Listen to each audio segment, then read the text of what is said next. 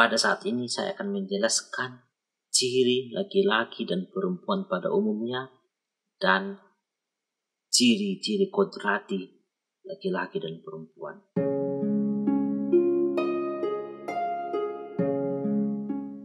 Apakah ciri-ciri laki-laki pada umumnya?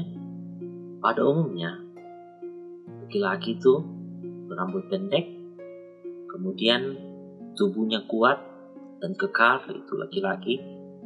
Kemudian pada umumnya yang menjadi pemimpin adalah laki-laki. Kemudian tugas seorang laki-laki adalah mencari nafkah.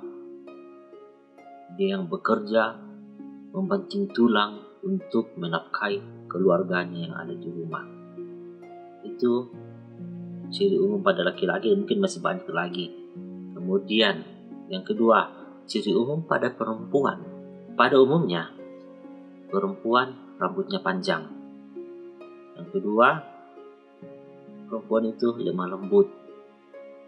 Kemudian memakai rok, memakai anting-anting, mewarnai kuku.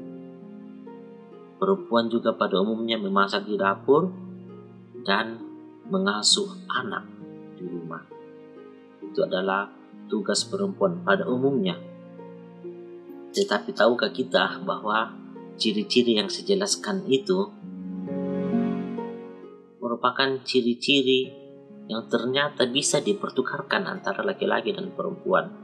Kenapa saya bilang bisa dipertukarkan? Misalnya, seorang perempuan yang saya jelaskan tadi pada umumnya, dia tinggal di rumah memasak di dapur. Lalu, ternyata tugas untuk memasak di dapur, laki-laki juga bisa melakukannya. Jadi, itu adalah ciri-ciri pada umumnya yang bisa ditukarkan antara apa yang dimiliki oleh laki-laki bisa dibuat oleh perempuan. Apa yang bisa dibuat oleh perempuan bisa juga dibuat oleh laki-laki. Contoh yang lain, pada umumnya kan laki-laki yang berambut pendek, tetapi berambut pendek juga ada pada perempuan. Jadi tidak selamanya yang berambut pendek itu hanya laki-laki. Dan sebaliknya, pada umumnya yang berambut panjang adalah perempuan. Tapi ternyata ada juga laki-laki yang berambut panjang. Jadi itu hanyalah ciri-ciri pada umumnya.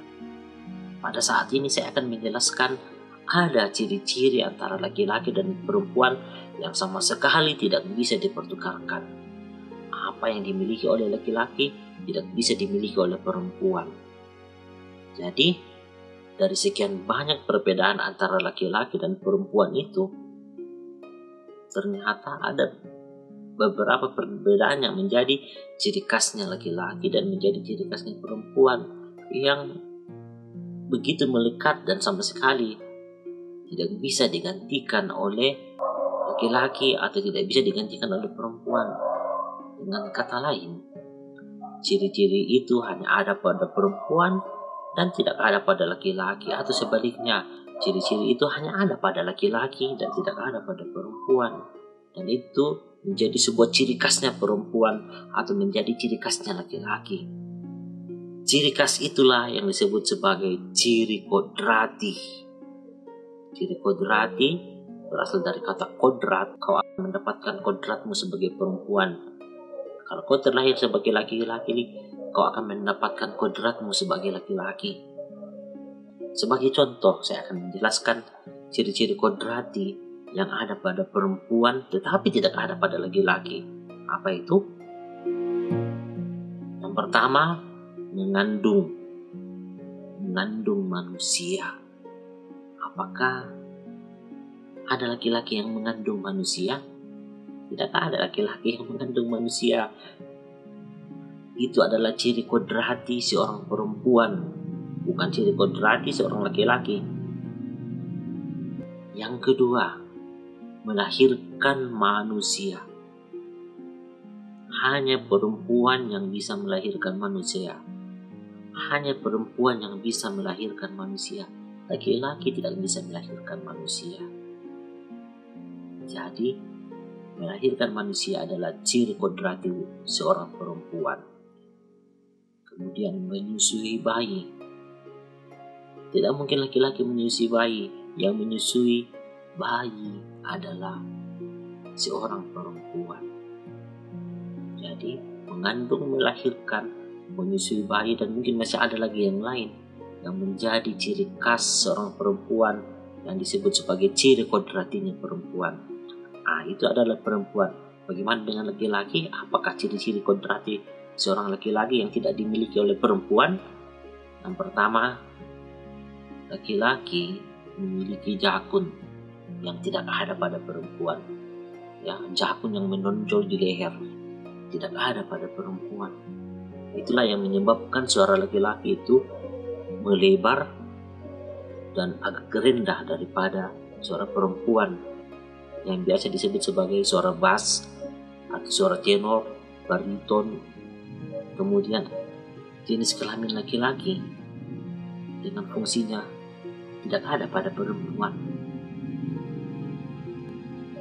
Itulah beberapa perbedaan yang sangat menonjol antara laki-laki dan perempuan. Jadi ada ciri-ciri yang pada umumnya ada pada perempuan, tetapi bisa juga ada pada laki-laki. Itu adalah ciri-ciri pada umumnya. Tetapi ada ciri-ciri yang tidak bisa dimiliki oleh keduanya. Itulah yang disebut sebagai ciri kodrati, dan itu merupakan anugerah dari Tuhan. Engkau terlahir sebagai apa? Apakah engkau terlahir sebagai laki-laki atau engkau terlahir sebagai perempuan? Maka kalau kau terlahir sebagai perempuan, kau harus merasa sangat bersyukur lahir sebagai perempuan. Demikian juga kalau engkau terlahir sebagai laki-laki, juga harus sangat bersyukur karena kau terlahir sebagai laki-laki. Kita ini adalah ciptaan Tuhan yang istimewa.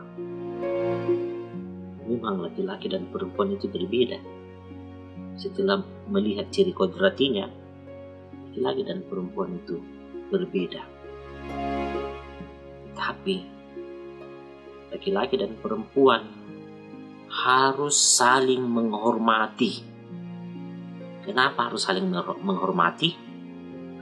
Karena di mata Tuhan, laki-laki dan perempuan itu sepadan atau sederajat. Tidak ada yang lebih tinggi atau tidak ada yang lebih rendah.